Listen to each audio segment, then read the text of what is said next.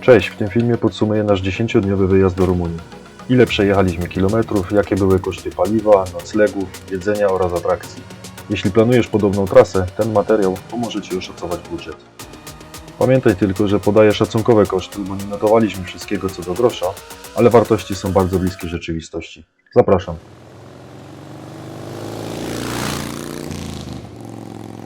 Jeśli nie widzieliście jeszcze odcinków z naszej wyprawy do Rumunii, koniecznie zajrzyjcie na mój kanał. Znajdziecie tam pełne relacje z każdego dnia. Zapraszam też na mój Instagram, gdzie wrzucam więcej zdjęć i materiałów z podróży. Cała trasa, którą przejechaliśmy, zajęła nam 10 dni, z czego pierwszy i ostatni dzień to dojazd i powrót autostradami.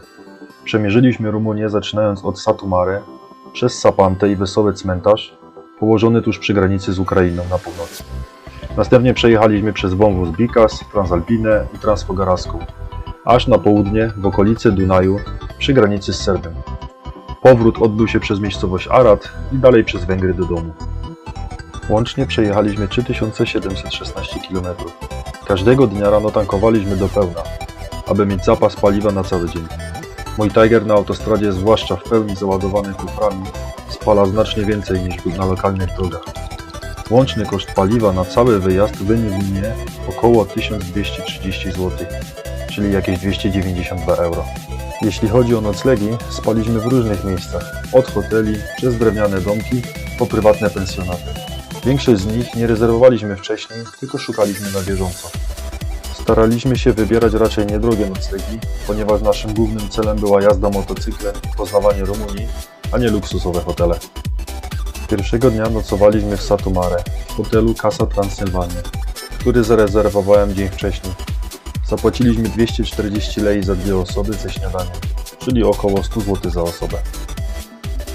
Drugiego dnia spędziliśmy noc w prywatnym domu u gospodarzy, którzy przyjęli nas bardzo serdecznie. Nie chcieli podawać konkretnej ceny za nocleg, więc przekazaliśmy im 200 lei, co odpowiadało mniej więcej średnim cenom pensjonatu w tej okolicy. W niedzielę spaliśmy w prywatnym domku, który znalazłem wcześniej na Bookingu. Był to bardzo tani nocleg w małej wiosce. Zapłaciliśmy za niego 185 lei ze śniadaniem dla 2 osób. Kolejnego dnia szukaliśmy noclegu jak najbliżej trasy Transfogaraskiej i znaleźliśmy prywatny dom, który również można znaleźć na Bookingu.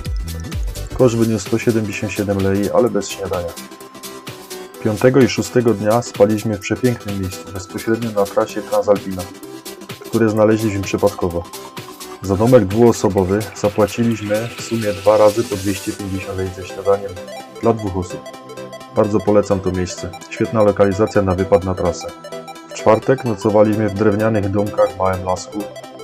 Domek dwuosobowy kosztował nas 180 lei za 2 osoby, bez śniadania.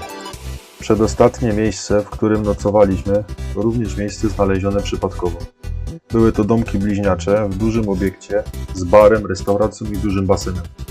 To również świetna miejscówka, którą polecam. Kosztowała nas 200 lei za 2 osoby bez śniadania. Ostatni nocleg to hotel Prezydent w miejscowości Arad. Zarezerwowałem go na Bookingu. Zapłaciliśmy 250 lei ze śniadaniem za 2 osoby. Więc podsumowując koszty noclegów podczas całego naszego pobytu, uważam, że naprawdę nie było drogo. Może w sezonie w lipcu i w sierpniu ceny są wyższe, ale całość wyniosła mnie około 813 zł za osobę. Myślę, że to naprawdę rozsądna kwota. Nie wiem, co Wy na ten temat sądzicie. Możecie napisać w komentarzach. Mi się wydawało, że to naprawdę nie jest drogo. Jeśli chodzi o jedzenie i zakupy, ceny w Rumunii są trochę niższe niż w Austrii, więc koszty nie były bardzo wysokie. Drobne zakupy robiliśmy praktycznie codziennie, głównie przekąski, wodę, napoje i podstawowe produkty. Przed wyjazdem zaopatrzyłem się w kawę, herbatę i jedzenie, które się nie psuje, żeby mieć coś pod ręką na trasie. Kilka razy jedliśmy w restauracjach, zwłaszcza wieczorami. Po całym dniu jazdy fajnie było usiąść, zjeść coś ciepłego i napić się piwa. Średnie ceny w restauracjach były przystępne. Za obiad dla 2 osób płaciliśmy mniej więcej tyle co w Polsce. Łącznie za jedzenie, restauracje i drobne zakupy, razem z zakupami przed wyjazdem, wydałem około 1000 zł. Podczas wyjazdu odwiedziliśmy kilka ciekawych miejsc. W tym Wesoły Cmentarz w Sapanta, niezwykłe kolorowe nagrobki z humorystycznymi napisami, wstęp płatny 5 lei. Zamek Drakuli w Branie, jedno z najbardziej znanych miejsc w Rumunii, Również wstęp płatny 70 lei.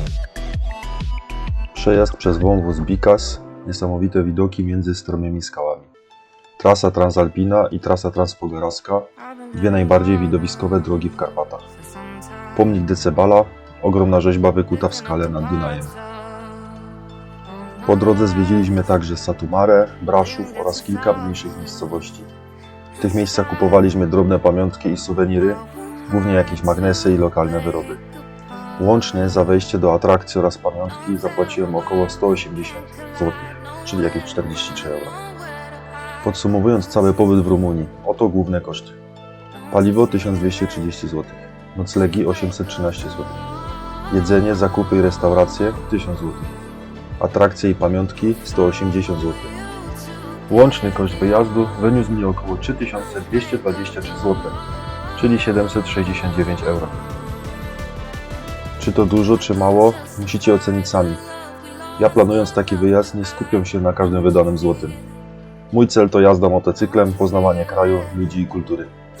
Oczywiście staram się nie wydawać niepotrzebnie i tam gdzie mogę oszczędzam, ale najważniejsze są wspomnienia, które zostają z nami na zawsze. Jeśli macie jakieś pytania, piszcie w komentarzach, postaram się na nie odpowiedzieć. Dzięki za oglądanie i do zobaczenia już niebawem.